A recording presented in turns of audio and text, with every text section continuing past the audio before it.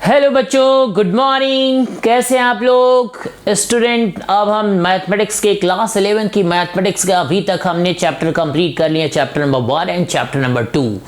Chapter number sets हमने complete कर लिया है। Chapter number 2 relations and functions भी हमने कंप्लीट कर लिया। अब हम बात करने जा रहे हैं चैप्टर नंबर 3 पर, that is trigonometry. Student chapter number 3 पर हम बात करने जा रहे हैं ट्रिग्नोमेट्री में स्टूडेंट ट्रिग्नोमेट्री बहुत वास्ट है। ट्रिग्नोमेट्री बेसिकली आप समझ लो कि एक मैथमेटिक्स की ब्रांच है, कंप्लीट एक मैथमेटिक्स की ब्रांच है ट्रिग्नोमेट्री।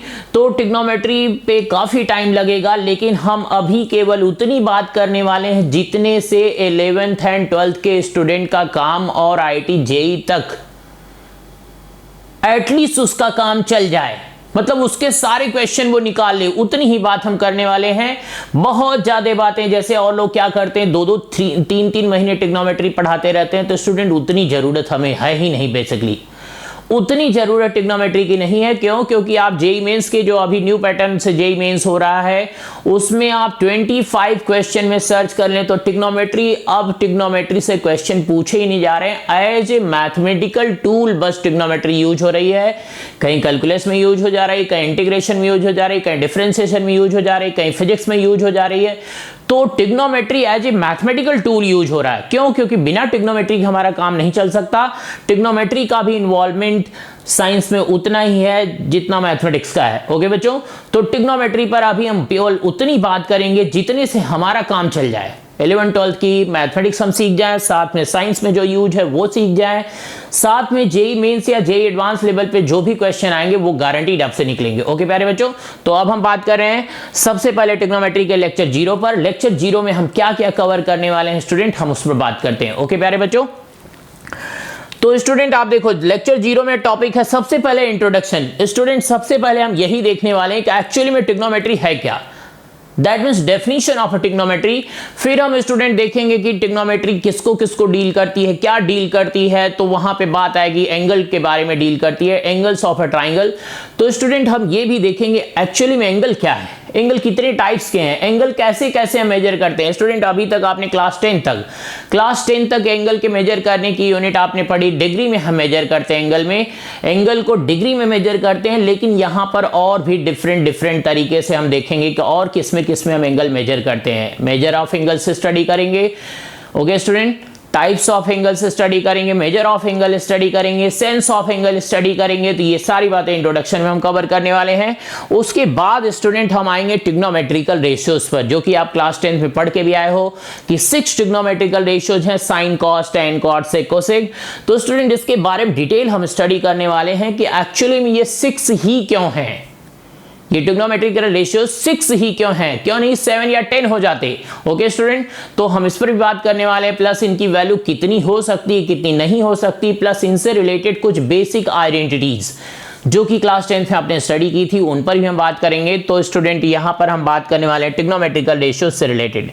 उसके बाद हम स्टूडेंट देखेंगे कि ये डिफरेंट क्वाड्रेंट में ट्रिग्नोमेट्रिकल रेशियोज की साइन कैसे चेंज हो रही है, क्यों प्लस हो जा रही, कहीं क्यों माइनस।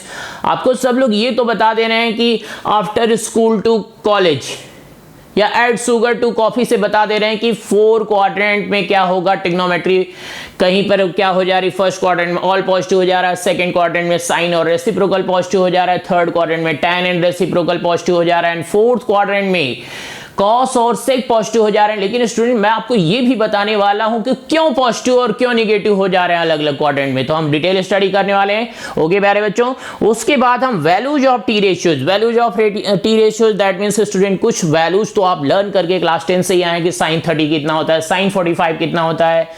तो यहाँ पे कुछ और भी वैल्यू कैसे कैलकुलेट करते हैं उसके बारे में भी हम सीखेंगे। sin 180 कितना है, sin 270 कितना है, sin 360 कितना है, सब पर हम बात करेंगे। ओके प्यारे बच्चों, उसके बाद स्टूडेंट हम देखने वाले changes in T ratios. Student आपने 10th में देखा था sin 90 - थीटा क्या हो जाता है, cos थीटा हो जाता है। Sine 90 minus theta cos theta हो जाता है। बस आपने फर्स्ट क्वाड्रेंट के एंगल के बारे में चेंजेस देखा था। अगर वो angle second quadrant, third quadrant या फोर्थ क्वाड्रेंट में चले जाएं तो ये ट्रिग्नोमेट्रिकल रेशियोज कैसे चेंज होंगे, हम उस पर भी बात करेंगे। ओके प्यारे बच्चों, सारी बातें 10 से ही कनेक्टेड हैं, वहां थोड़ा थोड़ा आप स्टडी करके आए थे, अब उसी को हम थोड़ा सा और एक्सपेंड कर रहे हैं। ओके, उसके बाद स्टूडेंट यहां पर कुछ एडिशनल फॉर्मूले भी हैं। आप आइडेंटिटी से 10th में क्वेश्चन निकालते थे कि sine square theta plus cos square theta equal to 1, 1 plus tan square theta equal to 1 plus tan square theta equal to sec square theta, 1 plus cot square theta equal to cosec square theta. लेकिन यहां पर student बहुत सारे additional फॉर्मूले हमें study करने हैं कि डिफरेंट एंगल पर क्या क्या फॉर्मूले, कंपाउंड एंगल का अगर हम यूज करें तो क्या फॉर्मूले होगा, मल्टीपल एंगल हो तो उसके लिए क्या फॉर्मूला होगा, इन पर हम फॉर्मूलों पर बात करेंगे। और कुछ स्पेशल फॉर्मूले भी हम यूज करेंगे स्टूडेंट, उनकी भी हम बात करेंगे। इन्हीं फॉर्मूले से वो स्पेशल फॉर्मूले हम डिराइव करेंगे।